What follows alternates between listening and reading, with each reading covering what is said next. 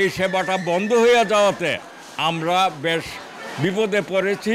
বিশেষজ্ঞ ডাক্তার আমাদেরকে সেবা দিতে ওনারা চাচ্ছে, বৈকালিক সেবাটি আমাদের জনগণের চিন্তা করে হলো চালু করা উচিত। ব্রাহ্মণবাড়িয়া জেনারেল হাসপাতালে গত বছরের 13 জুন থেকে বৈকালিক স্বাস্থ্যসেবা চালু হয়। বিকেল 3টা থেকে সন্ধ্যা 6টা পর্যন্ত হাসপাতালের বিশেষজ্ঞ চিকিৎসকরা নির্ধারিত ফির মাধ্যমে রোগীদের সেবা দিতেন। এতে অনেকটাই স্বস্তিতে ছিলেন রোগীরা। তবে রোগীদের সেবা দিয়ে প্রাপ্ত অর্থ চিকিৎসকদের না দিয়ে পুরোটাই হাসপাতালে সরকারি কোষাগারে জমা রাখা হতো।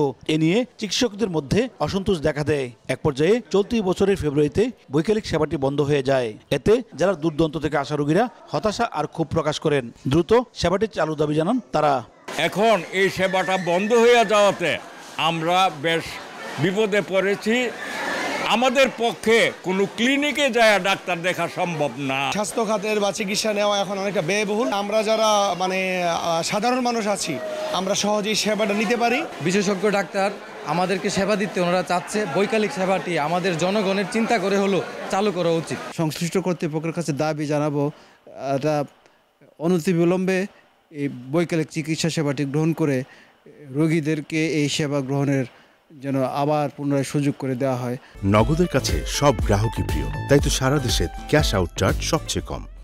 হাসপাতাল কর্তৃপক্ষ জানায় আবারও বৈকালিক সেবাটি চালু করার ব্যাপারে উদ্যোগ নেওয়া হয়েছে।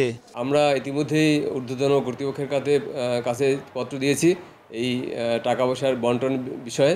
আমরা আশা করতেছি শীঘ্রই নির্দেশনা পাবো এবং আমরা এই টাকা পয়সা জমা আছে যে টাকাটা তাদের মাঝে বন্টন করে দিতে পারবো এবং এই সমস্যার সমাধান হবে।